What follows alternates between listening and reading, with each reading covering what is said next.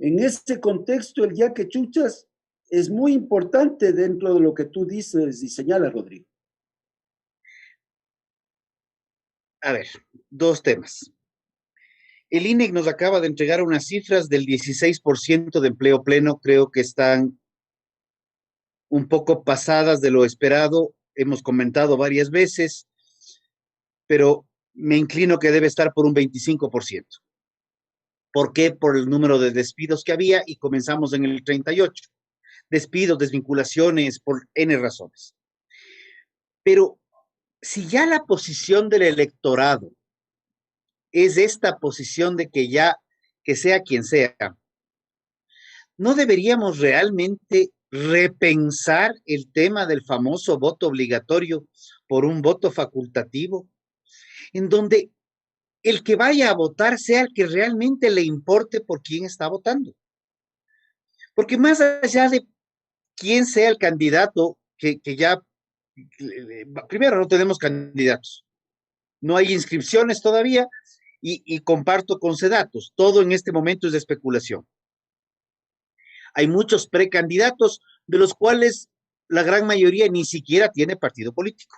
O sea que están jalando dedo y no saben ni qué auto les va a parar. Pero queremos llegar a un proceso electoral donde a la gente realmente poco o nada le importe quién va a ser su presidente. Y hay otra cifra que a mí me da vueltas desde hace algunos años, y es del electorado. El 68% de los electores llegan a la papeleta, o 60% de los electores, perdón, llegan a la papeleta y vuelven a pensar el voto.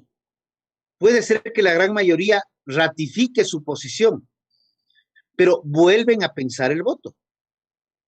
Entonces, dicen que no podemos tener voto facultativo porque ahí van a ver los intereses económicos que quienes compran el voto. Y ahorita tenemos los mismos. Yo personalmente creo en el voto facultativo y personalmente creo y estoy convencido que no tenemos que ser nosotros los ciudadanos quienes tengamos que pagar campañas políticas, y más aún en la última elección, donde tuvimos más de 270 movimientos y partidos y más de 81,000 candidatos. Es un sinsentido. Pues sí creo que hay que pensar. Efectivamente, Rodrigo. O sea, dentro de mi punto de vista, la democracia nace en la libertad y la libertad de poder escoger a los candidatos, pero antes de eso, la libertad, si te importa o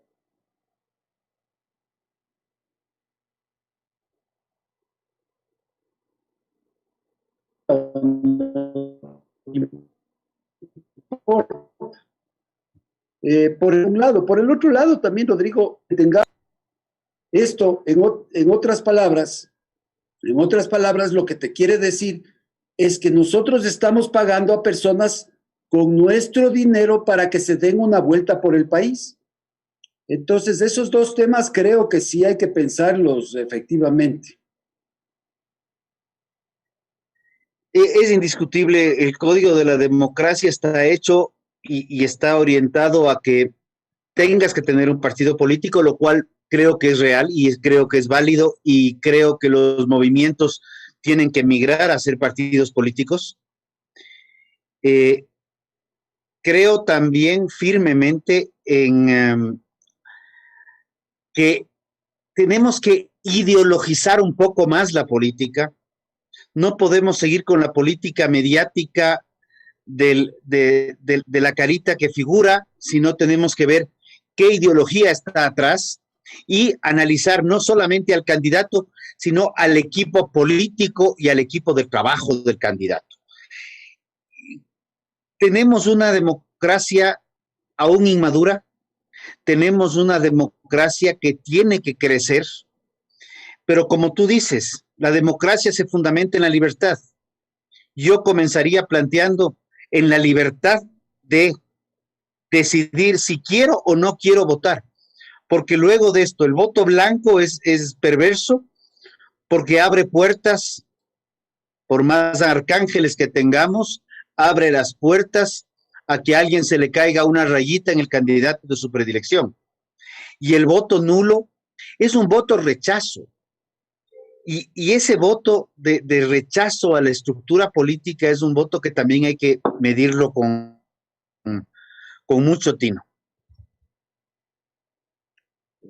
Totalmente de acuerdo. Creo que el tema de tener tantos candidatos, el tema de que nosotros paguemos con nuestro dinero que sean candidatos, el tema de que no haya ideología.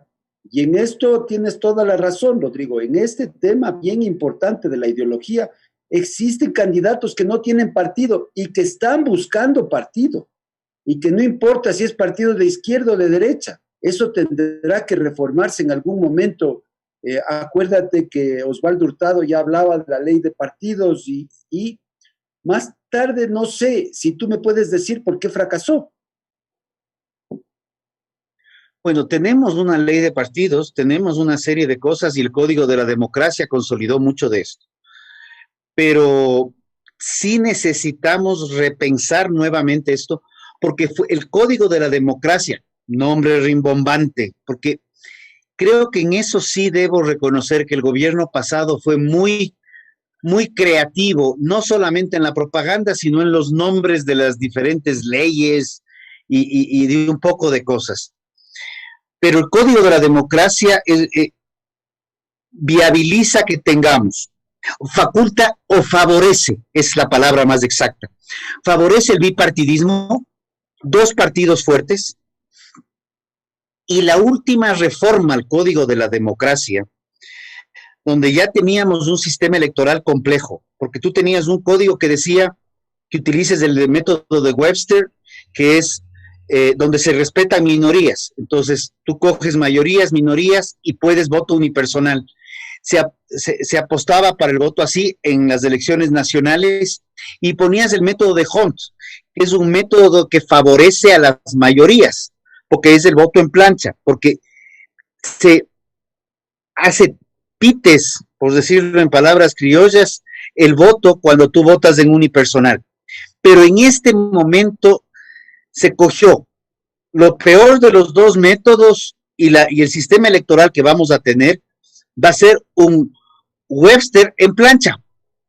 Entonces, lo bueno del Webster le matamos con la plancha y lo malo del Hunt le consolidamos. Entonces, ¿cómo se van a elegir? ¿Cómo va a ser los distritos? ¿Qué va a pasar? Es un misterio. Pero esto ya lo vivimos en una época pasada. Y fue en el año 96, precisamente con la elección de Abdalá Bucaram. Abdalá Bucaram, que es un personaje que sigue estando en la palestra política y ahora, de la forma más cómica, con un video, como dice Chespirito, que ha salido del aire, pues que sí lamento profundamente, porque en medio video, en vivo, se le chispotea, le consulta al abogado y ahí cae en cuenta que ya que chuchas. Se coge la cabeza y estaba en directo. Ahora, la forma que nos hace gracia, en el fondo, da miedo todo lo que está pasando. A mí me llegó hablando de este tema, Rodrigo, unas encuestas con datos bien curiosos, con preguntas curiosas.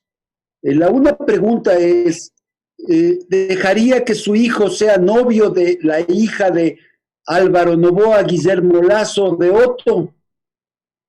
La siguiente pregunta decía si es que harías negocio con los candidatos, y la tercera si le invitarías a una cena a estos personajes. Cuando votemos debemos estar claro que el candidato que gane va a hacer negocios con nosotros, con nuestros fondos, y va a entrar a nuestra casa de una forma o de otra. No nos olvidemos que votamos por Abdalá. Señores, por favor, no votemos nuevamente sin pensar que puede ser novio o que puede ser socio o que podemos tenerle en nuestra casa al candidato. Qué miedo lo que está pasando, Rodrigo. Perdón, pero me cruzaste de cables pensando que el candidato o el presidente puede llegarte una Navidad a tocarte el timbre de tu casa y pretender entrar a la cena navideña, como en algún spot televisivo del gobierno pasado lo vimos. Ay, se me vienen escalofríos. No habría mucho más que decirte al respecto. Creo que la política... para yo invitar... No, perdona, Rodrigo, sigue nomás. No, en lo personal, y creo que lo he dicho, lo sostengo, y para mí la política es una actividad extremadamente noble que tiene que ver con el bienestar de la colectividad, del bien común. La política se distorsiona cuando tienes politiqueros, gente que busca algo para el bienestar de la comunidad, pero también para quedarse, para sí mismo. Pero lo más grave que estamos viviendo es el oportunismo político, en donde ya no es importante con qué ideología voy, con qué ideología estoy, con quién me junto, con quién no me junto. Lo importante es cómo llego al poder. Y ahí es cuando muchos de los principios de la política se pierden. Y esto lo voy a decir ahorita antes de que nuestro invitado entre, pero es un abogado. Y esa es otra profesión que yo la considero de una nobleza gigantesca y me encanta la profesión de leyes. Y más bien me duele cuando veo abogados sátrapas que no, porque así hay algunos, que ven cómo lucran del dolor ajeno en cierta forma. Esta noche nos acompaña Gabriel Ponce Hernández, un abogado joven, brillante, estudioso, sabido mucho de temas penales, también civiles. Gabriel, buenas noches. Prende tu cámara, acompáñanos a conversar. La primera pregunta, que no tiene nada que ver con las leyes, pero que tal vez sí. ¿Qué te pareció la renegociación de la deuda? Hola Mario, Rodrigo, qué gusto compartir este panel con ustedes. Muchas gracias por la invitación. Bueno, sobre la pregunta, me parece que es un acierto del gobierno, tal vez uno de los pocos aciertos de este gobierno, haber conseguido una renegociación de la deuda en las dimensiones como se la hizo, sobre todo teniendo en cuenta que estábamos hasta el cuello, inclusive un poquito más. Yo creo que el agua ahí estaba llegándonos a la nariz y estaba empezando a meterse el agua hasta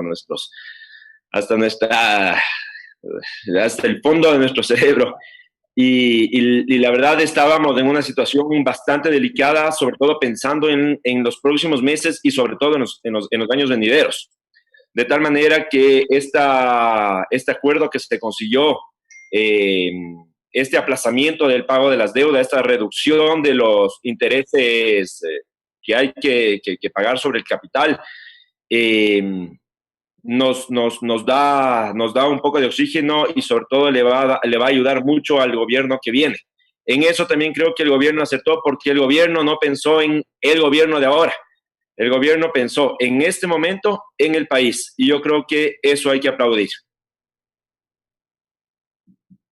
Rodrigo, ¿qué te pareció a ti? No hemos comentado contigo. No lo habíamos topado y creo que era un tema que debía toparse. A ver, creo que ha tenido muchos altibajos y muchos saltos y brincos de todo el tema de deuda.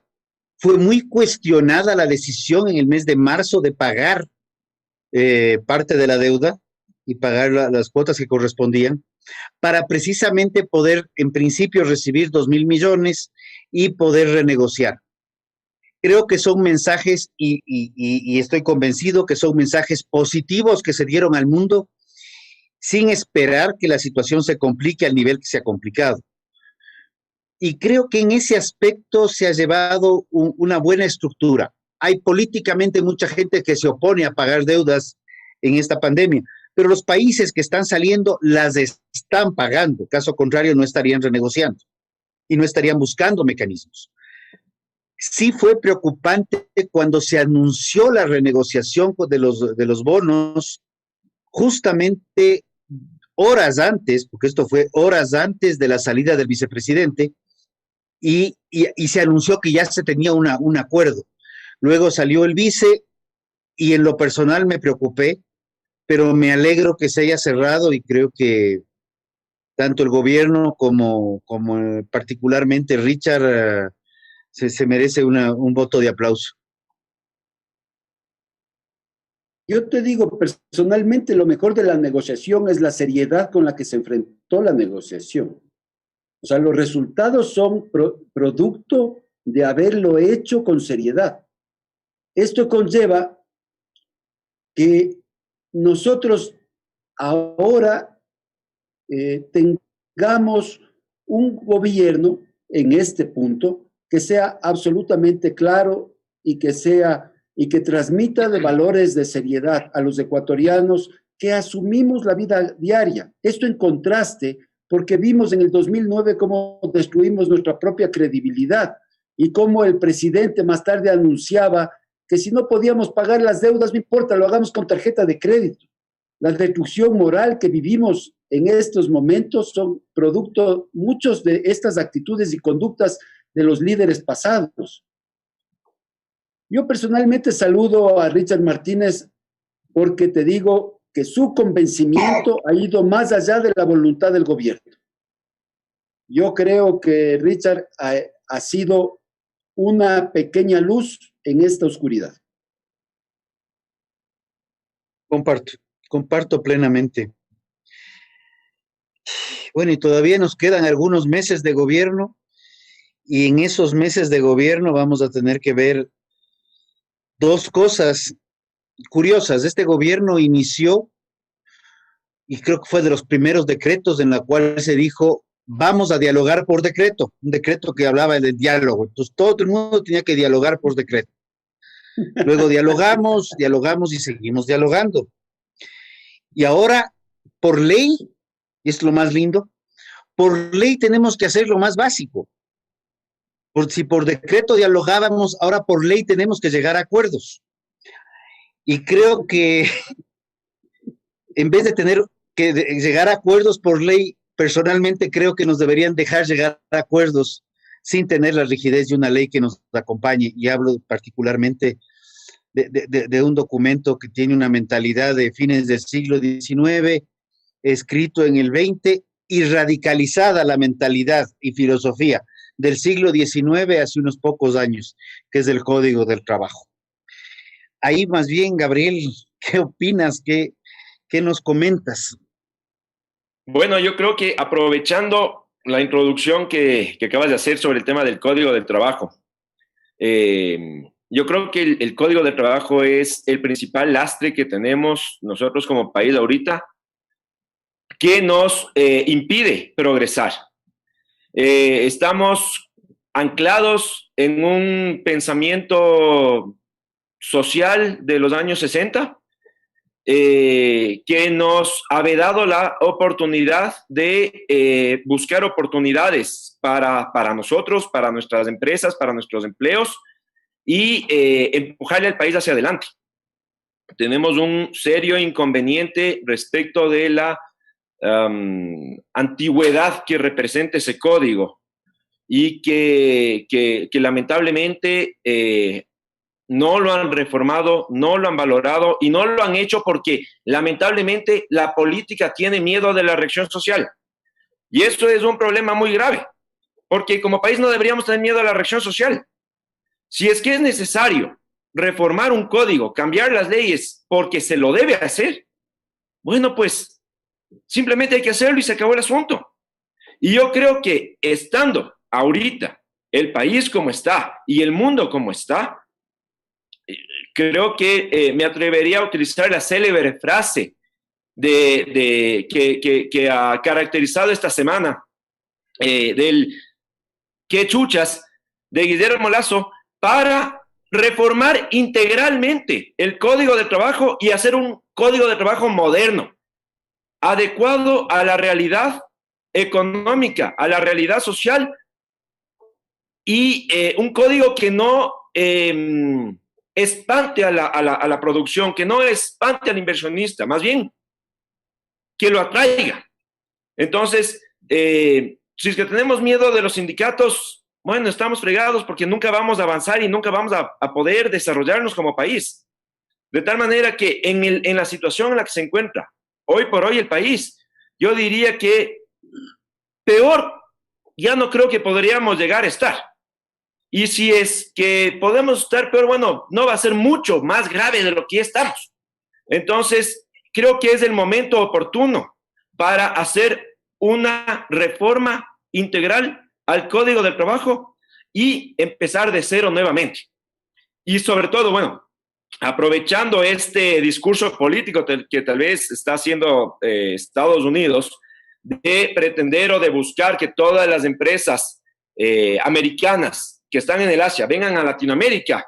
Entonces, con mayor razón, no podemos nosotros perder ese tren y por último, tratar de colarnos como sea en esta oportunidad que posiblemente podría llegar a darse. Sería realmente una oportunidad muy interesante que el Ecuador no debería desaprovechar. Y en un diálogo, me es grato escucharte, Gabriel. No obstante, en un diálogo entre Richard Martínez, Pablo Lucio Paredes y Alberto Acosta Burneo esta semana, Alberto Acosta y Pablo Lucio le decían a Richard: oye, Richard, ya vamos a tener algo de dinero.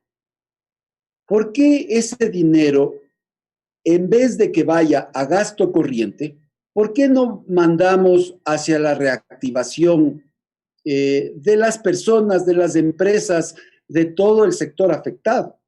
Y Richard les contestaba: una cosa que nosotros, los economistas, podemos poner de acuerdo es en lo que podemos hacer, pero en lo que tenemos que hacer, pero realmente el problema es que no podemos hacerlo porque realmente el tema es político. Acordémonos, y por eso te pregunto nuevamente, Gabriel, decía, acordémonos de octubre. Los economistas estuvimos de acuerdo que haya que suprimir los subsidios, pero fíjate la reacción popular. ¿Es posible? ¿Es dable en lo que tú estás diciendo? Ahorita tenemos un incremento en el desempleo muy importante y no va a parar en las proyecciones del INEC de ayer. La situación económica del país no es que va a mejorar a partir del día de mañana. Más bien, las proyecciones nos llevan a pensar que la situación se va a empeorar. Inclusive me pareció haber visto un reporte, no me acuerdo exactamente de cuál institución financiera internacional, señalaba que recién a partir del 2024 el Ecuador podría empezar a mejorar su situación económica. De tal manera que tenemos necesariamente que pensar alguna manera para poder reactivar la economía, la productividad, para poder generar fuentes de trabajo y tal vez poder acelerar el proceso de recuperación económica. Pero si es que tenemos miedo a los sindicatos, que lamentablemente son los que controlan este país, entonces, bueno, ¿a dónde vamos a llegar? Porque de lo contrario, vamos a tener que pedirles permiso, autorización a ellos, ver si es que ellos están de acuerdo o no están de acuerdo para saber si nos movemos para el lado izquierdo o para el lado derecho. Entonces, funcionar un país bajo ese miedo, bajo ese temor ojalá no reaccionen los sindicatos y los movimientos sociales, pensaría que estaríamos políticamente secuestrados por estos gremios. Y estos gremios no están pensando en el país, estos gremios están pensando en sus intereses.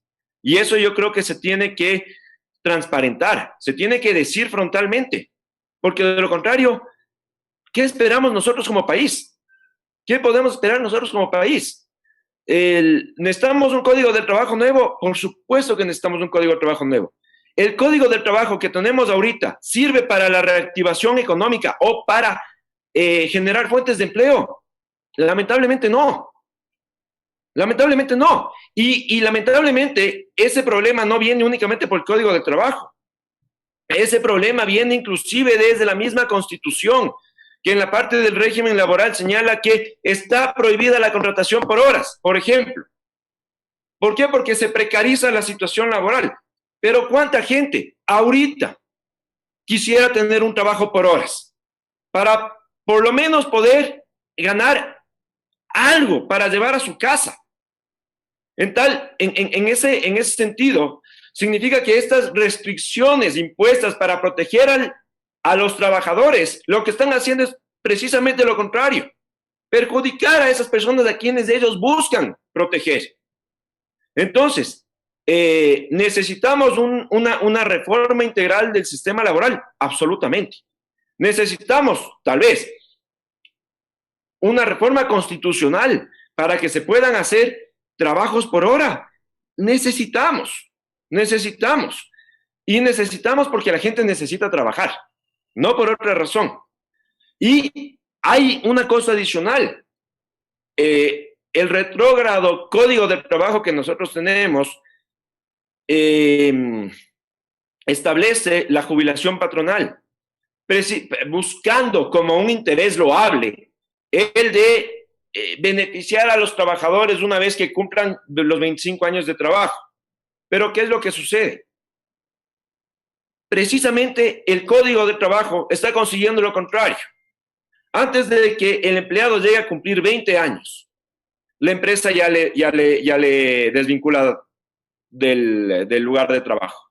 A pesar de que puede ser un funcionario espectacular, pero el costo que esa persona representa para la compañía es muy alto. Y muchas veces simplemente las compañías no tienen cómo poder cubrir esos gastos, o simplemente tienen que empezar a seleccionar personas para ver cuál se queda y cuál no se queda.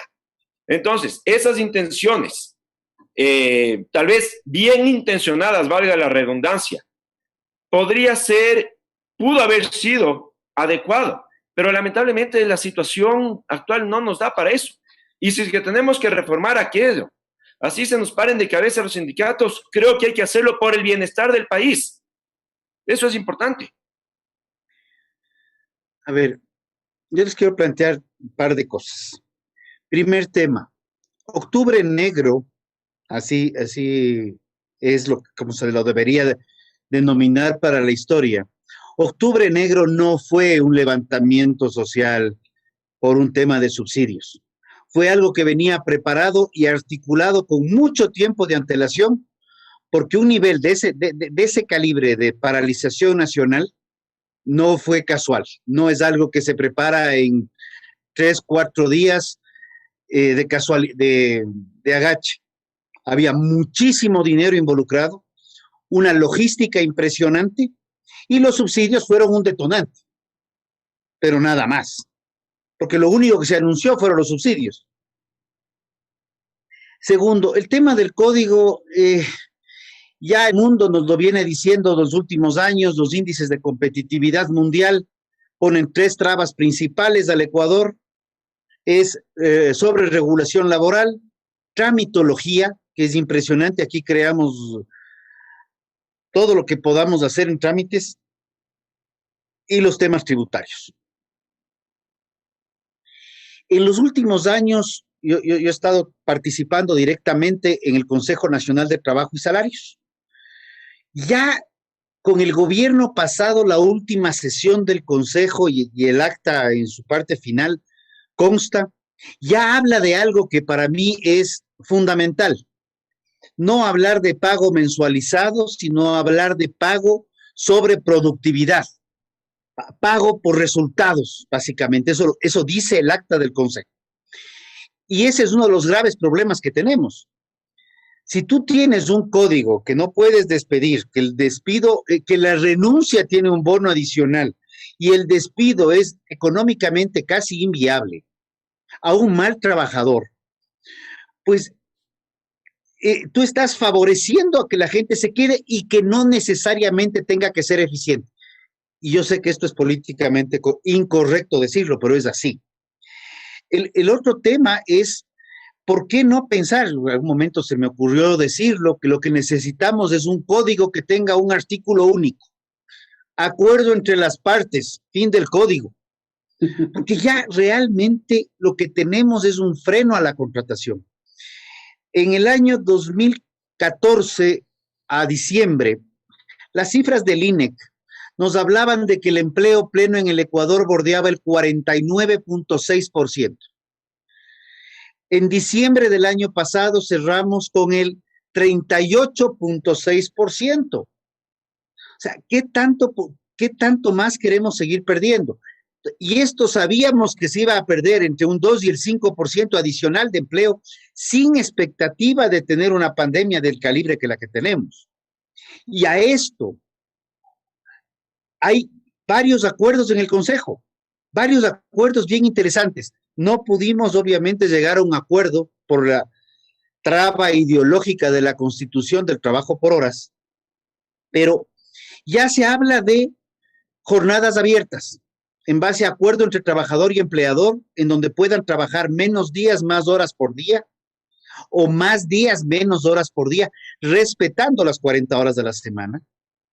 Se habla de un contrato de emprendimiento, que es una suerte de contrato fijo a 3 años, porque el emprendedor no sobrevive muchas veces los 3 años, y no es justo que alguien que emprende, que le va mal, adicionalmente tenga que considerar que la terminación laboral sea despido intempestivo cuando hubo una quiebra del negocio.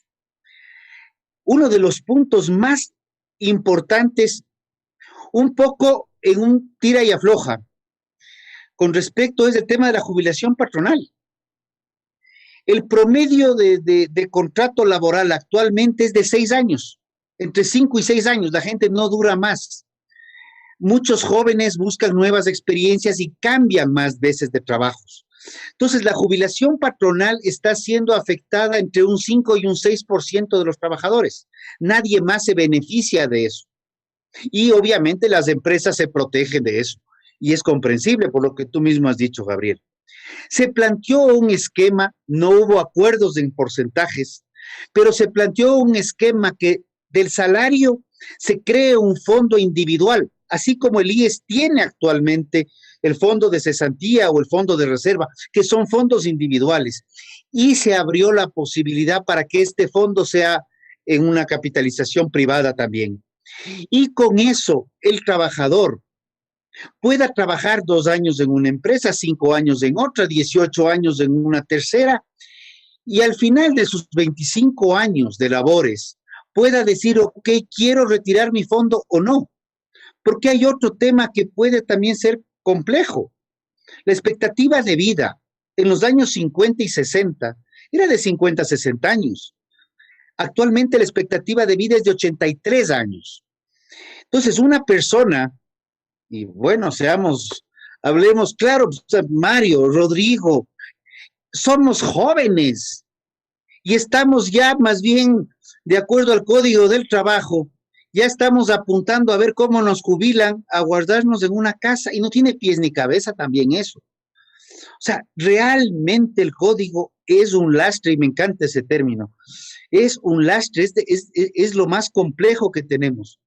Y sí tenemos que entender que si algo propicia la Organización Internacional del Trabajo, es el acuerdo entre las partes, no es algo que tenga que dictarse por una ley llamada humanitaria, sino es algo que debe nacer de los contratos laborales.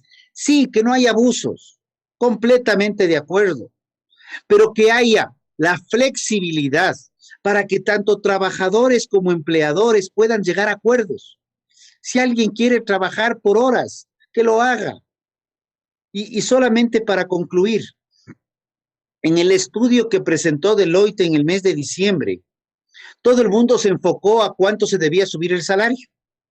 La segunda parte del estudio tiene algo mucho más interesante y comienza con las 15 actividades que hace 15 años ni siquiera existían en el imaginario.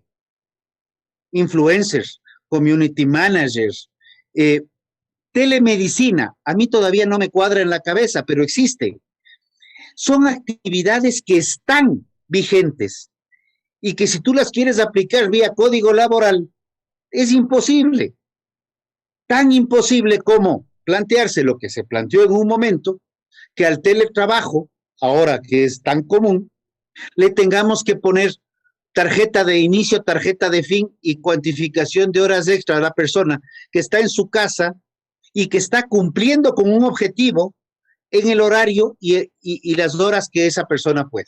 Solo eso no me aguanté. Es solamente una pregunta, Rodrigo, así puntual.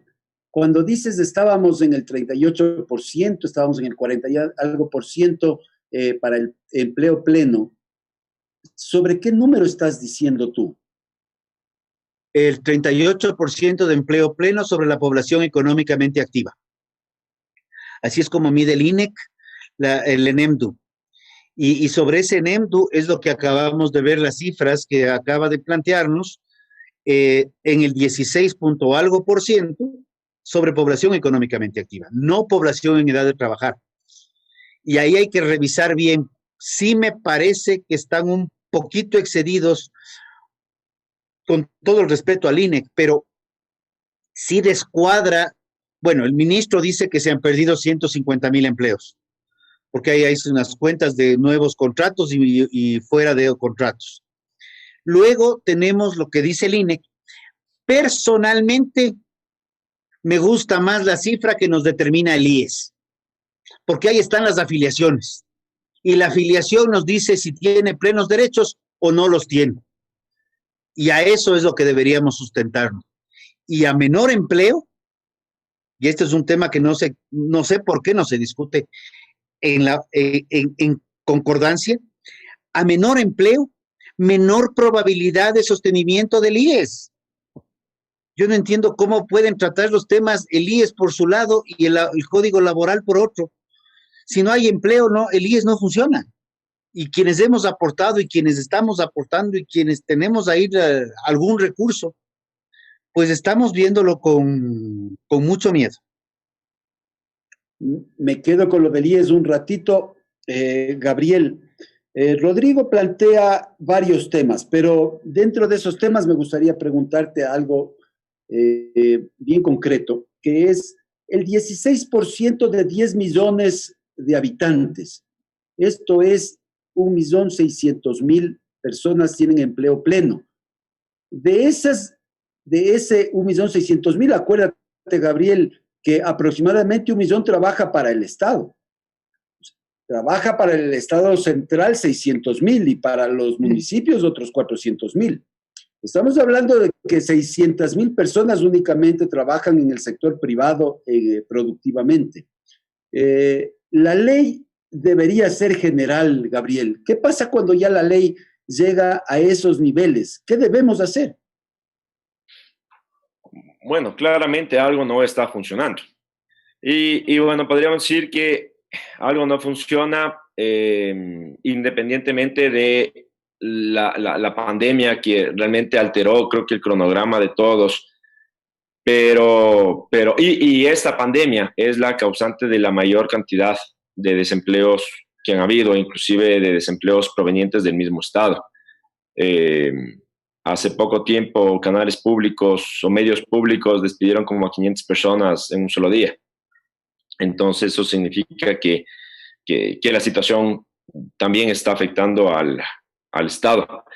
Y precisamente el Estado, que fue el motor de la economía, en virtud de la Constitución que tenemos ahorita y por decisión política del gobierno anterior, no ha promovido precisamente el trabajo o la actividad particular, la actividad privada, lo cual es un problema, porque al final del día, cuando estamos en una situación como la que estamos ahorita, el único que le puede sacar al Estado del hueco en el que está metido es la actividad privada. No hay otro.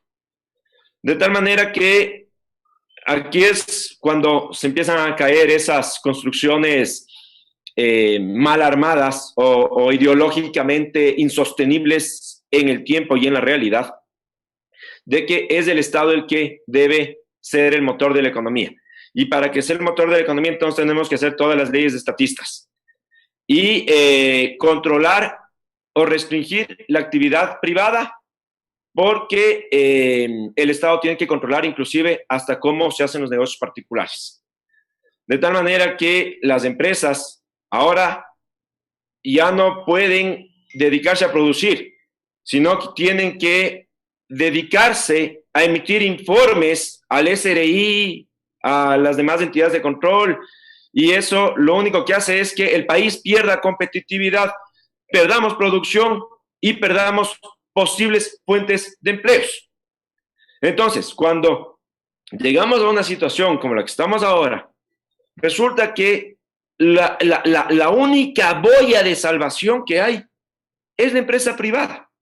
Y en lugar de darle oxigenación a la empresa privada para que por lo menos se cumpla esa aspiración del Estado de que sea su boya de rescate, hace o adopta políticas que precisamente son contrarias a ese interés. Entonces, en lugar de permitir aperturar la economía, desburocratizar los sistemas de control, liberalizar la actividad privada, el Estado sigue metiéndose, sigue poniendo trabas y sigue controlando. Y sus empleados siguen estando pagados por quienes generan la riqueza, que son las empresas particulares, las empresas privadas. De tal manera que, lógicamente, ese tipo de leyes tienen que ser nuevamente revisadas, tienen que ser reformadas y tiene que pensarse que de aquí en adelante los únicos que pueden sacar al país del hueco en el que nos encontramos es la empresa particular, es la empresa privada. Y el Estado básicamente tiene que controlar lo necesario, lo indispensable, y no pretender ser el motor de la economía, no pretender ser el controlador de absolutamente todo, porque cuando empezamos a pretender controlar absolutamente todo, lo que hacemos es detenemos la productividad. Y eso nos conlleva a un retraso económico como el que hemos venido sintiendo en estos últimos años. Déjame, Rodrigo, te hago la pregunta que tú mismo la sacaste hace un ratito. O sea, Rodrigo dice que hay 5 partes en las que debemos dividir las reformas al Código Laboral. 1, la disminución de costo de despido. 2, ampliar al máximo las opciones de contratación. 3, sustituir la jubilación patronal. Y 4, establecer salarios mínimos. Diferenciados, pueden ser por sectores, pero cambiar eso. Y Rodrigo nos habla de un 5º elemento, que es el que yo quiero enfocarme en este rato para los dos, la pregunta, que es crear un fondo en vez de la jubilación patronal, un fondo de jubilación patronal, obviamente contribuido por el... ¿Es lógico eso o nuevamente nos metemos en una distorsión? ¿Para qué está el seguro social? Ya entremos un poquito en ese tema, Rodrigo.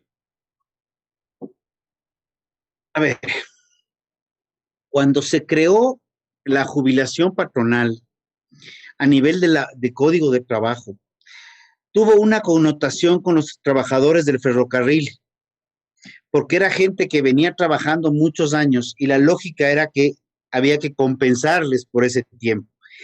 Y por eso en el Ecuador, y no es exclusivo del Ecuador, tú te encuentras y tienes 2 jubilaciones patronales.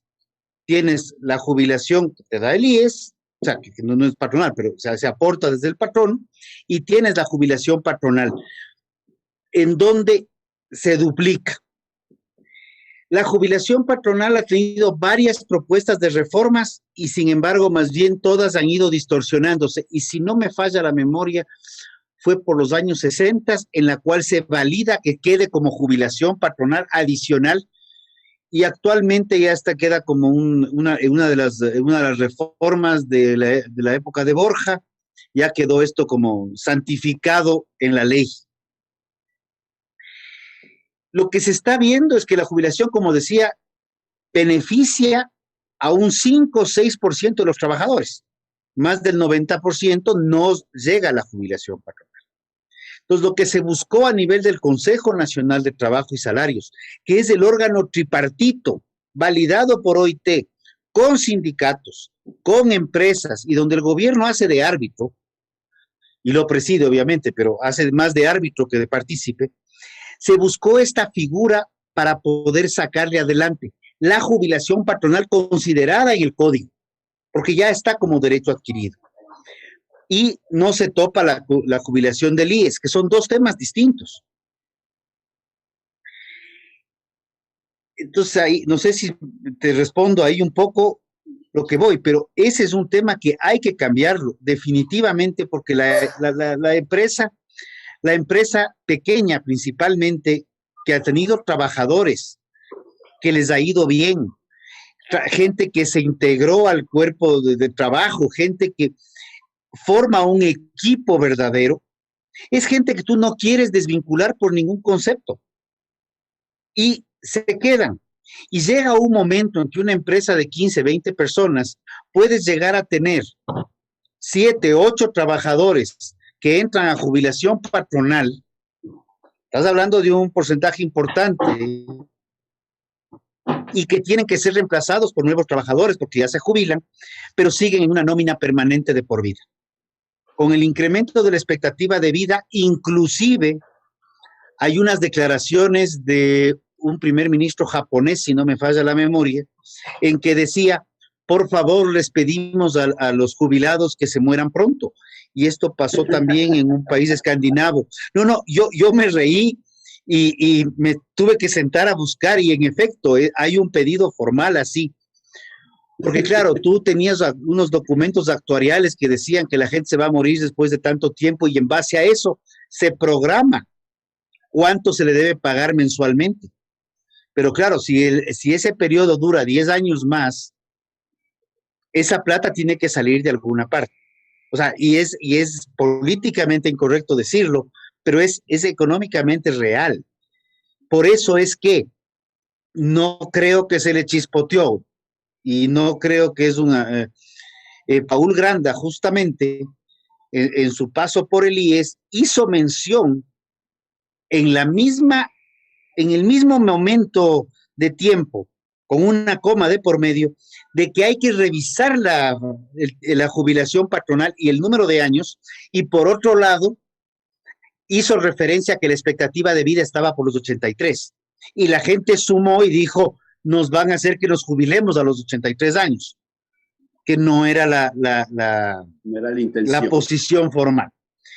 Pero sí hay temas que hay que repensarles porque hay que ser poco pragmáticos. Necesitamos tener realidades laborales que se ajusten a realidades económicas. Porque, y este es el otro tema, el discurso de los sindicatos es derechos adquiridos y que no hay regresión de derechos.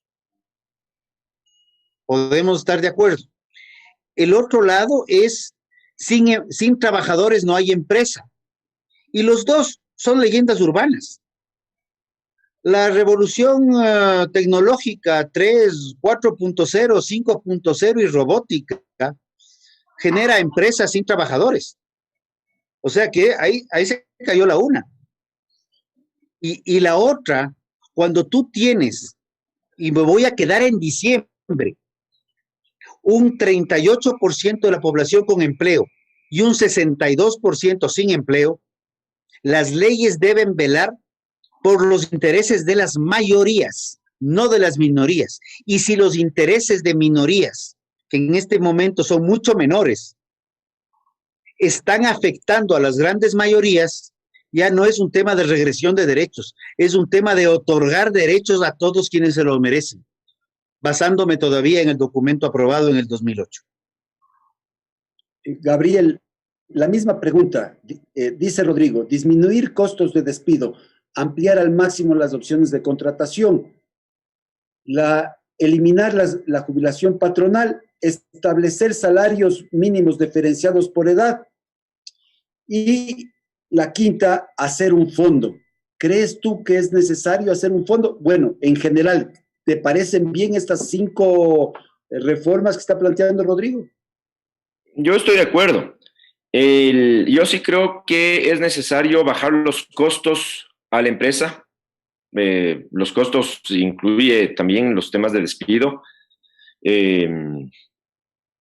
Es complicado para una compañía, sobre todo en estos momentos, tener que decidir despedir a gente y saber que tiene que pagarle tal o cual cantidad. Y claro, muchas veces la compañía no tiene para hacerlo. Entonces, ¿a qué es lo que juega? Bueno, estratégicamente juguemos a que se canse el trabajador en el tiempo y luego de un juicio prolongado negociamos y le damos lo que le podemos estar dando ahorita y no tal vez lo que tendríamos que darle en derecho, pero claro, la plata no tenemos para darle lo que en derecho deberíamos hacer.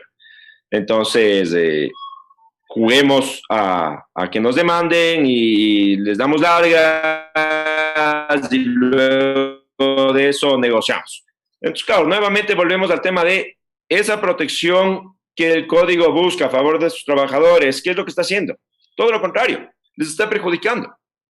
Entonces, el tema de la regresión de derechos, lógicamente estamos palpando que esa misma regresión de derechos está perjudicando a aquellas personas a quienes esos derechos deben beneficiar.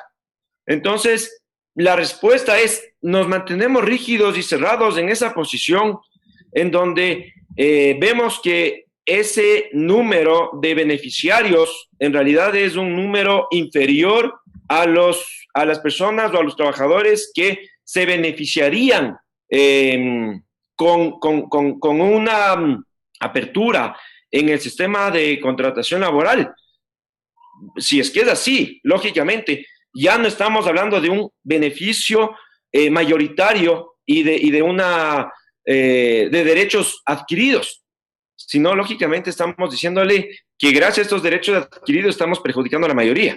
Entonces los derechos adquiridos ya dejan de ser tales y ya dejan de proteger a los que tienden a proteger, de tal manera que es necesario volver a reformar o volver a revisar la situación laboral y ver exactamente por dónde es que tenemos que caminar, porque por unos pocos no podemos perjudicar a la mayoría.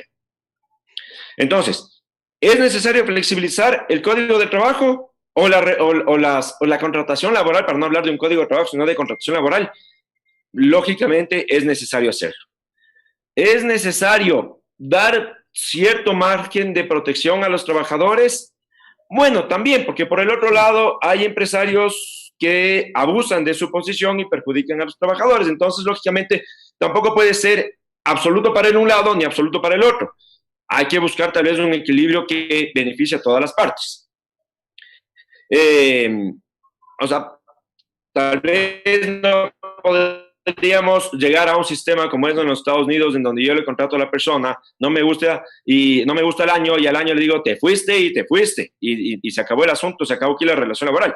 Tal vez llegar a ese punto tampoco, pero sí es importante tener que buscar alternativas para volver a hacer el trabajo, o más bien dicho, la relación laboral, la forma adecuada y correcta para constituir empresas. Porque claro, ¿cuál es la otra realidad que vemos ahora? Que ahora las personas ya no quieren entrar a la compañía y hacer carrera en la compañía como era antes. Antes una persona entraba a la compañía y ahí se quedaba hasta cuando se jubilaba. Entonces, lógicamente, esa realidad ya no la vivimos ahora. Ahora la realidad es que la persona entra, al poco tiempo se cansa y va y busca otra oportunidad. Inclusive porque las mismas compañías dan esa oportunidad, esa posibilidad de un cambio periódico de empresa en empresa, porque las mismas empresas buscan un gerente con mejores cualidades para X o Y situación, estamos abriendo una nueva rama de negocio, entonces necesitamos de otra persona y le sacamos de esta otra empresa. Así se mueve la dinámica laboral hoy por hoy. Entonces, ya no podemos hablar de esa realidad anterior de aquel trabajador que se quedaba permanentemente en la compañía hasta que se jubilaba y donde tenía sentido tal vez la jubilación patronal. La jubilación patronal es una figura que debería ser repensada y actualizada. Así se podría decir entonces que, lógicamente, desde un punto de vista de la necesidad de creación de empleos, el Código Laboral no nos ayuda y se debe hacer una valoración absoluta. Ahora, en el tema del IES también es otro problema. ¿Por qué? Porque muchas empresas o muchos de trabajadores, claro que se afilian al IES, pero claro, hay esta cantidad de rotación que lógicamente tal vez en la forma como está estructurada el IES, esa persona podría verse perjudicada de una u otra manera. El sistema del IES como está ahorita es un sistema obsoleto.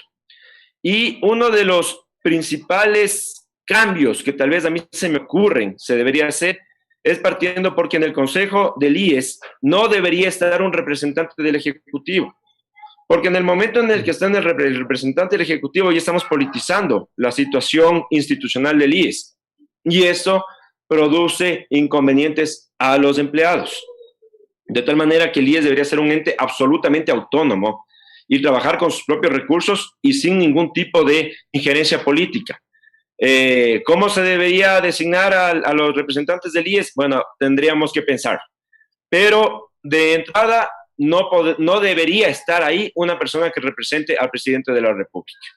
Porque de lo contrario pasa lo que ya sucedió con el gobierno de Rafael Correa.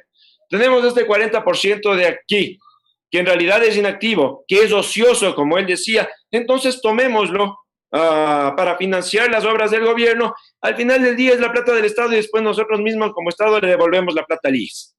Y así no pasa nada. Entonces, ese es uno de los problemas por los cuales el IES ahorita no funciona.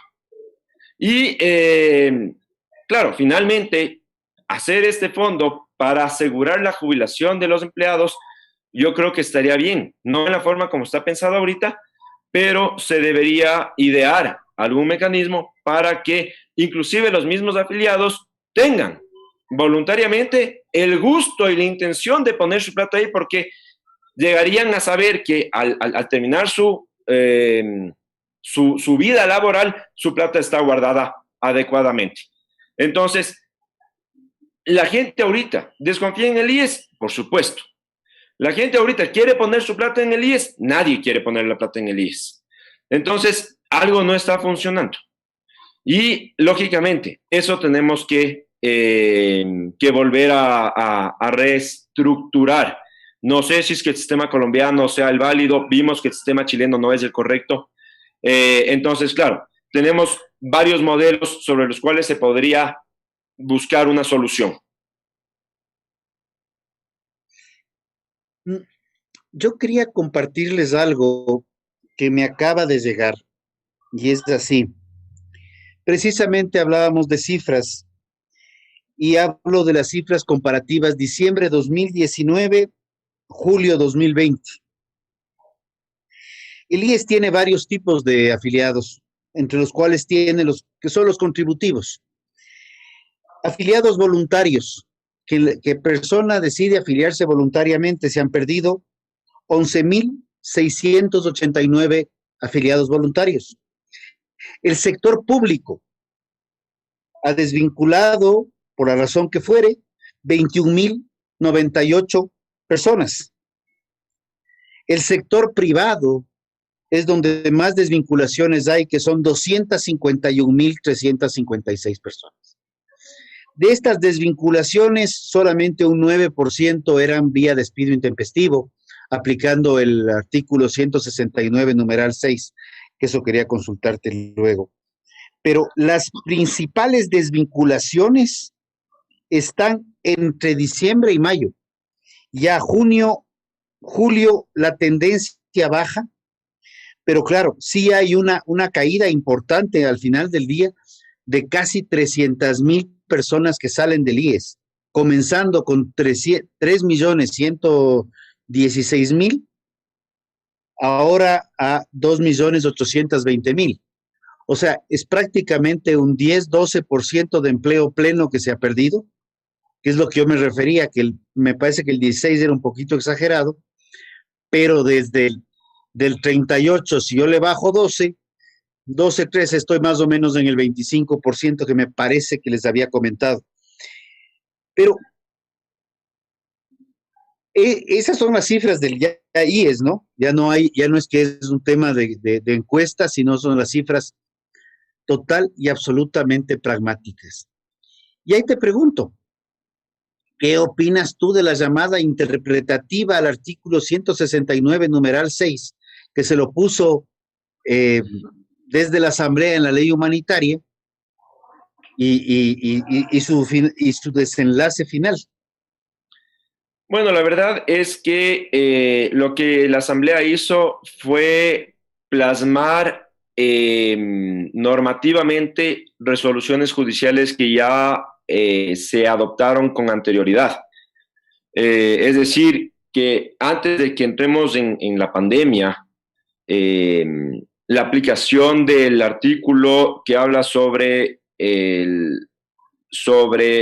la fuerza mayor y el caso fortuito como una manera de desvincular o dar por terminada una relación laboral, ya había sido pronunciada judicialmente, en el sentido de que si la empresa puede seguir subsistiendo, entonces no se entiende que existe el despido intempestivo, o perdón dicho, no existe la desvinculación por caso fortuito o fuerza mayor.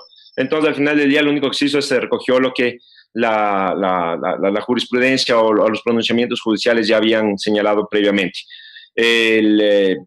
Obviamente, si es que nosotros entramos dentro del contexto de qué es caso fortuito, qué es fuerza mayor y si es que debería ser aplicado a la situación concreta, yo pensaría que debería ser así.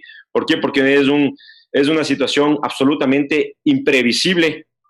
Nadie se esperaba que pueda llegar a pasar esto. Es una situación incontrolable. Nadie puede controlar lo que ocurra o lo que ha ocurrido.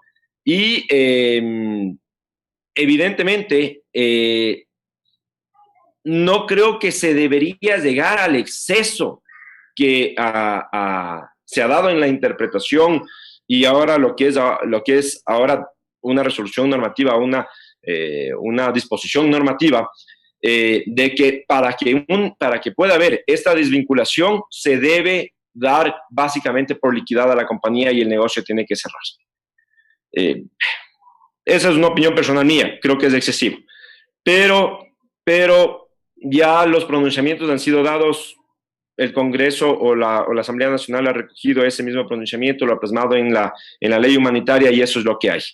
Entonces, todas esas personas o todas esas empresas que desvincularon a los trabajadores como consecuencia de la aplicación de este artículo, antes inclusive de la entrada en vigencia de la ley humanitaria, tienen que responder frente a despidos intempestivos realizados en contra o en perjuicio de los empleados desvinculados.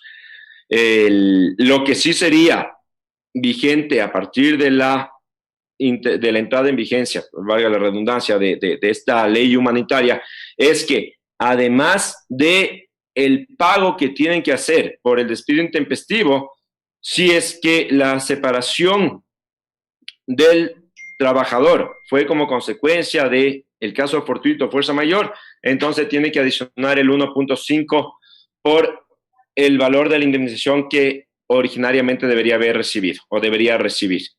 Y eso, si es que se deba a instancias judiciales, significa que la empresa tiene que pagar el triple de recargo por la desvinculación realizada. Entonces, claro, es un montón de plata. Y tranquilamente eso lo puede desfinanciar a una empresa, pero sin ningún problema. Entonces, ¿cómo juegan las empresas? Nuevamente, aguantemos en el tiempo hasta el cansancio, hasta el punto de que se pueda negociar un valor que sea más asequible para ambas partes. Es la realidad. Les pregunto a los dos, Rodrigo, Gabriel, ¿qué piensan acerca de los socios, de tener socios que no han puesto capital? Esto es el 15% de los trabajadores. ¿Qué piensan ustedes? Creo que somos uno de los pocos países del mundo que repartimos el 15% de las utilidades a los trabajadores. Gabriel, ¿qué piensas sobre este tema? Bueno, ahí estamos entrando un poco en temática en temática política delicada. Mi opinión personal es que, lógicamente, el trabajador no ha puesto ningún riesgo en el desarrollo de la empresa, no ha puesto ningún riesgo en la mejora de la actividad económica que se está realizando. Si es que a la empresa en algún momento le va mal, el trabajador no tiene que poner un 15% de su capital o de su peculio personal para sostener a la compañía. El trabajador simplemente se va y además se va recibiendo plata. Entonces, si es que hablamos de equidad, a mí me parecería que ese 15% que se reparte como utilidades a los trabajadores es absolutamente desigual. No hay equidad ahí. Lógicamente, el trabajador es una persona que aporta para el desarrollo de la compañía, pero bueno, precisamente aparece el sueldo, ¿no es cierto? El sueldo debería ser tal vez lo suficientemente adecuado como para que el trabajador se sienta cómodo y se sienta comprometido con el lugar donde trabaja. Y lógicamente, si es que hay utilidades, bueno, las utilidades son para aquellas personas que están poniendo en riesgo su capital, están poniendo en riesgo su patrimonio, están poniendo en riesgo inclusive hasta su familia. Porque si es que algo llega a suceder, las empresas quiebran, los socios quiebran, los accionistas quiebran y los trabajadores se van con la remuneración que le corresponde y la liquidación adicional. Entonces, lógicamente, aquí hay una desigualdad que también debería ser observada. A ver, yo creo que acabas de topar un punto que yo no acabé de entender. El gobierno pasado, con un documento que aprobaron en el 2008, habla de derechos. De hecho, inclusive en el artículo 2 dice que el Ecuador es un estado de derechos, ni siquiera de derecho. Pero en ese gobierno en el cual se habló de los derechos de los trabajadores y las leyes radicalizaron a la empresa como la mala de la película, se tomaron decisiones totalmente sin sentido. Primero comenzó con el sector petrolero, luego pasó al sector minero y luego al de telecomunicaciones. El de telecomunicaciones se declaró inconstitucional, los otros dos no. En que decía que el 15%, y ya opinaré sobre si es bueno o es malo, que el 15% de las utilidades de los trabajadores, que era un derecho y que está consagrado en el código, ese derecho no lo tienen quienes por buena suerte pudieron conseguir un trabajo en petrolera, en minera o en telecomunicaciones, porque dizque ahí se ganaba, ahí había más utilidades. ¿No es eso un atentar contra el trabajador? Porque no estamos atentando a la empresa le da igual. Paga el 15%, 3% al trabajador y 12% al Estado, porque ahí el Estado usufructa adicionalmente de la empresa. Pero ahí es donde yo no encontré dónde estaban los sindicatos, porque muy pocos hablaron del tema, salvo y si te pasa a ti, de un buen amigo que en algún momento me cuestionó por otros temas laborales. Pero el tema fue progresivo hacia varios sectores y por suerte la Corte Constitucional lo paró, pero la Corte Constitucional también paró para unos, pero no para todos. ¿Cómo es que funcionan los derechos en esos casos? ¿Qué opinión tienes al respecto?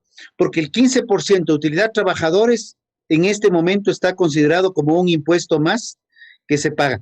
Sí hay otros países que lo tienen no en ese porcentaje.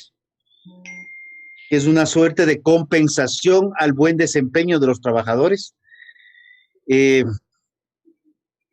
No sé, me quedo ahí. ¿Qué nos dice Gabriel? Bueno, se supone que debería haber igualdad, equidad y supuestamente la ley es igual para todos, ¿no? Entonces, no debería haber ningún tipo de desigualdad en ese sentido. Si mal no no recuerdo, en el gobierno de Rafael Correa, él estableció inclusive una limitación al pago de utilidades a los trabajadores. Claro. Lo cual también si vamos por ese lado, es totalmente ilegal e incluso inconstitucional. De tal manera que si es que vamos a participar en utilidades bajo el parámetro previsto por el Código de Trabajo, eso es para todas las empresas por igual. No pueden haber distinciones, porque si es que hay distinciones, entonces estamos desconociendo lo que estábamos hablando hace un rato, el derecho adquirido. Y estamos desconociendo, lógicamente, esa igualdad para todos. Todos los trabajadores tenemos el mismo derecho, entonces todos debemos recibir el 15% de las utilidades. Pero claro, para unos sí, para otros no. Y después decidimos, ¿saben qué? Las utilidades únicamente hasta $8,000. A ver, no les entiendo. Ustedes, por un lado, están reclamando que hay que proteger al trabajador, pero por el otro lado, ustedes están perjudicando al trabajador. Entonces, pongámonos de acuerdo. Ahora, tal vez en el porcentaje del 15% es excesivo, como hay en otros países. Tal vez bajémosle el porcentaje, ¿ya? Que no sea el 15%, bajémosle. O por último, claro que esto ya es un tema de acuerdo entre partes, un bono por productividad. El departamento X generó tanta cantidad de ingresos o beneficios, entonces tiene un bono de reconocimiento por el buen desempeño realizado en el año.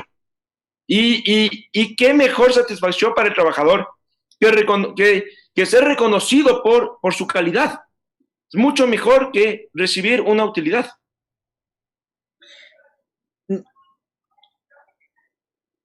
Comienzo por la última parte.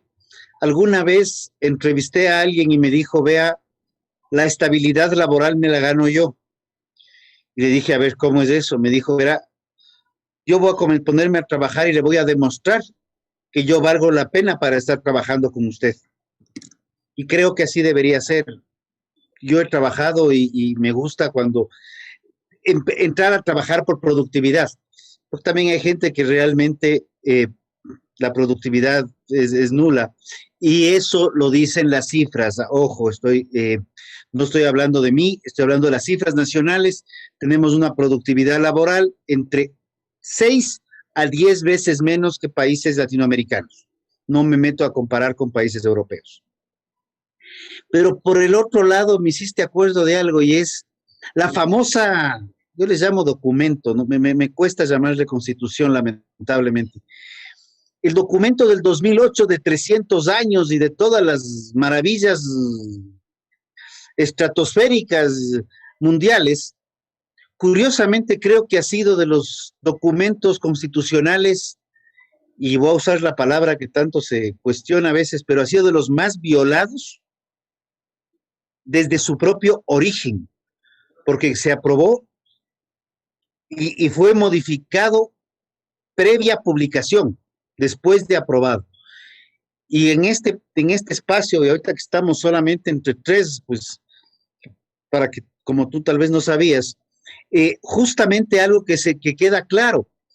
Muchos de nuestros invitados aquí en estos paneles han hablado precisamente de lo nefasto del documento. Muchos coincidimos en que debe ser tirado al tacho de la basura. No creo que debemos tener otra constituyente, pero sí que requiere reformas estructurales. Yo personalmente me encantaría un plebiscito y retomar constituciones viejas que tenían la versatilidad de ser modificadas y actualizadas en el tiempo con buenas declaraciones de principios. Solo con eso me quedo. Mario, tengo una pregunta que también me parece válida dentro del esquema moderno en el que vivimos. ¿Cómo pueden, en la semana, hace 2 semanas estuvo un empresario en este panel y nos hablaba de la dificultad de competir con el tema de Uber? ¿Cómo podemos competir dentro de la ley y cuál sería la reforma que se plantearía dentro de la ley con Uber, Cabify y algunas otras contrataciones a través de la economía colaborativa. ¿Qué me dices, Gabriel? A ver, yo creo que debemos partir de un escenario, yo creo que un escenario que al Ecuador le ha afectado mucho, y es la excesiva normativización que existe para absolutamente todo. Entonces, no hay libertad de empresa, no hay la posibilidad de hacer negocios libremente. ¿Por qué? Porque para poder tener Uber necesito afiliarme a una federación de taxis y de esa manera me dan la autorización para tener mi taxi. Pero estamos viendo que inclusive los mismos taxis legales, llamémosles legales, están entrando en plataformas tipo Uber, tipo Cabify, porque les sale mucho más rentable. Entonces, claro, ¿cuál es la estructura del federacionismo del cooperativismo? O sea, se manejan poderes muy fuertes ahí, se maneja la política. Son estructuras tan consolidadas que hemos visto. Pueden decidir políticamente los parámetros que el Congreso, el presidente deben tomar en un momento determinado. Entonces, este tipo de situaciones lo único que hace es es frenar la iniciativa de realizar negocios. Está bien, lógicamente, que existan controles relacionados a quién es la persona que va a conducir el vehículo, está cualificado para hacerlo, es una persona que no representa tal vez un riesgo para el pasajero, es una persona con la pericia suficiente como para llevar a buen puerto al pasajero. Lógicamente eso sí se debe controlar. ¿Por qué? Porque al final del día esa persona es el garante, es el protector de una persona que ha puesto su confianza en él. Pero eso no significa que tengamos que entrar a controlar o que este Cabify o este Uber, etcétera, no pueda funcionar, operar tranquilamente porque simplemente no está dentro de una cooperativa de transporte, una cooperativa de taxis. ¿Qué se maneja con las cooperativas? Se manejan monopolios. Entonces, al final del día, lo que aquí está pasando es que esos monopolios están impidiendo el libre desarrollo de una actividad profesional por alguien que tranquilamente podría desenvolverla sin ningún tipo de inconveniente. Entonces, nuevamente, tenemos que empezar a desregularizar las actividades para que podamos empezar a tener libertad de realizar nuestros negocios. Inclusive, si es que quitamos regulaciones normativas para sacar permisos para todo, lo más probable es que inclusive vamos a reducir el nivel de corrupción interno que hay en el país. Rodrigo, asociación o cooperativa, a ti te encanta este tema. A ver, el tema cooperativo tiene varios conceptos y connotaciones. De hecho, el documento de la Ley Orgánica de Economía Popular y Solidaria te bloquea el desarrollo de las cooperativas integrales, y hablo de las cooperativas productivas, porque sí hace una distinción en lo que es vivienda, lo que es transporte y lo que es ahorro y crédito. Yo creo que el tema cooperativo es lógico, no funciona como debe funcionar, ni siquiera las de transporte, porque el concepto de caja única, por ejemplo, las unidades son de la cooperativa y todo hay una sola caja única donde se compartía. Algo se ha avanzado en Quito, todavía creo que hay diferencias al interior, aunque por fuera estén diciendo que ya se está cumpliendo todo. Creo que estamos todavía verdes en el tema el país todavía necesita, sí, desregularizarse mucho. Hay una frase muy antigua, y hace poco la traté en un panel justamente de abogados. No soy abogado, pero me toparon el tema si necesitamos más leyes, y mi posición era que podemos coger todas las leyes del Ecuador, todas, hacer una pila, físicamente una pila, y sin saber qué vamos a coger, retirar un 60%, quemar el 60%. Estoy seguro que con el 40% todavía tenemos de largo para cubrir todas las necesidades. Y como anécdota, en el año 2012 se hizo un trabajo de revisión de la normativa de cárnicos y lácteos. Encontramos alrededor de 700 normas que regulaban estas dos cadenas productivas. O sea, 700 normas, entre leyes orgánicas, ordinarias, reglamentos, etcétera. Pero eso no era lo grave. Lo más grave era que había cerca de 170 de esas normas que eran contradictorias entre sí mismas. Entonces, cuando tú emites normas y armas constituciones, con un promedio de cada 10 años, las constituciones, siendo la del 78 la que más ha durado en la historia del Ecuador, armas constituciones a la medida, en la cual te das el lujo de inclusive poner la prohibición de trabajo por horas, o como reza en el artículo 401, la prohibición de uso de transgénicos, cuando eso tiene que ver con innovación tecnológica, o un sinnúmero de temas que posteriormente el mismo gestor de la Constitución habló de ambientalistas infantiles que le han hecho cometer errores. Nos demuestra que la Constitución fue hecha a la medida para una persona y no para un país. Y los documentos que sean viejos no es que no por tal son malos, sino porque son malos porque no se actualizan en el tiempo. La Constitución de los Estados Unidos es un gran ejemplo. Tiene, me parece que unos 30 amendments, reformas, digamos. Correcciones, sí. Reformas. Pero la declaración de principios se mantiene. Y eso es lo que nuestra Constitución, lamentablemente, fue perdiendo de una declaración de principios a un documento sobreregulado, en el cual por poco quiere decirnos si podemos o no podemos usar tirantes, chaqueta o saco.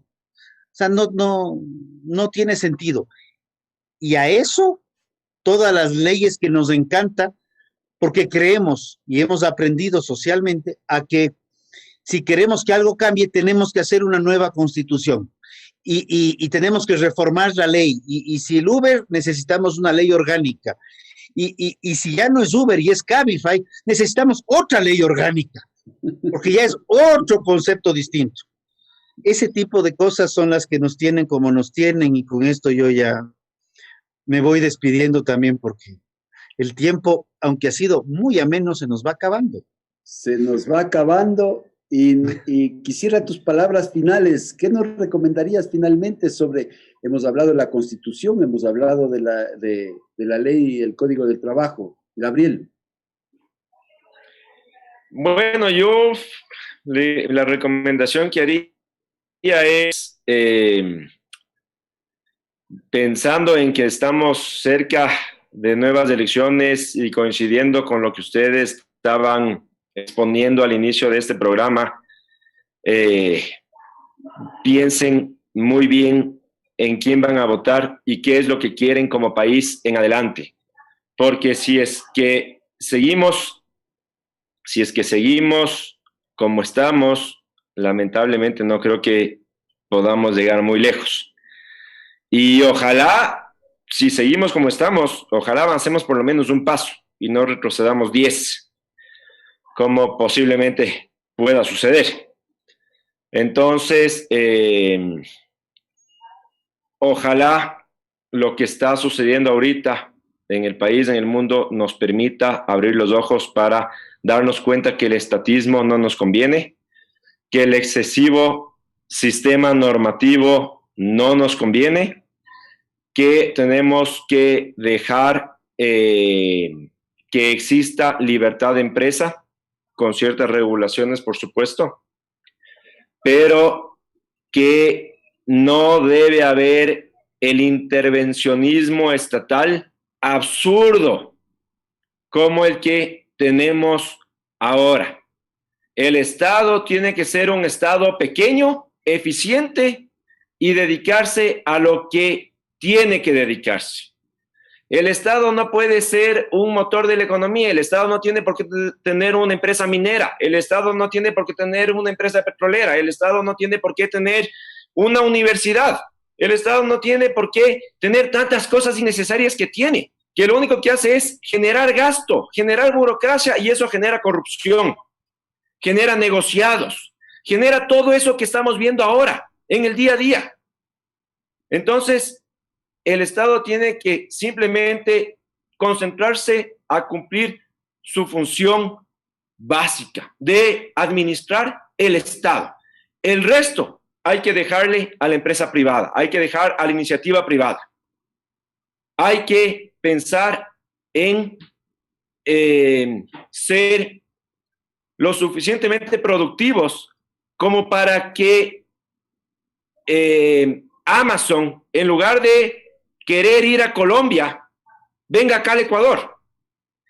Ser lo suficientemente productivos como para entrar a competir junto con Chile y Argentina para que Amazon vaya a sus países, como sucedió. Pero ¿qué sucede? Que somos un país con tantas normas, con tantas regulaciones, con tanta cosa, con tantos impedimentos que nos permiten ir hacia adelante, que por eso la empresa privada extranjera, la inversión extranjera no viene al país. ¿Por qué? Porque no somos interesantes. Y la falta de ese interés que deberíamos nosotros promover a nivel internacional hace que estemos donde estamos hoy día. Casi de rodillas, pidiéndole a China que nos siga prestando plata. A pesar de que los mismos chinos están devastando nuestra fauna en las Galápagos. Pero como dependemos de China, entonces no podemos decir absolutamente nada en contra de eso. Porque de lo contrario nos cierran el grifo y nos quedamos ahogados. De tal manera que ojalá todo esto nos sirva para pensar en un mejor país y darnos cuenta que efectivamente las normas sociales o el socialismo no nos conducen a ningún lugar. Rodrigo, tus palabras finales, ¿con qué te quedas?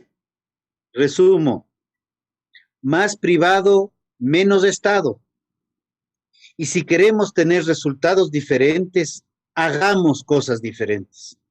Dejemos de pensar que papá Estado nos saca del problema, porque así como el niño en la bicicleta, que el papá le ayuda a montar y le sostiene con las llantitas o le sostiene del asiento, si el niño quiere crecer y quiere aprender a competir, pues va a tener que esperar que el papá le quite las llantitas y le suelte del asiento.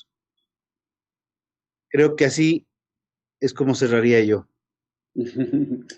Yo me quedo con tus palabras. De todo lo que hemos conversado, me gustó mucho el sentido figurado de coger el 60% de las leyes y quemarlas. E inclusive sin saber qué leyes son. Simplemente coger en una pira y quemar 60%. Buenas noches con todos. Un feliz fin de semana largo igual. Muchas gracias. Un gusto estar con ustedes en este panel. Por favor, cuídense, que es responsabilidad de todos. No hay más camas en los hospitales. Una buena noche.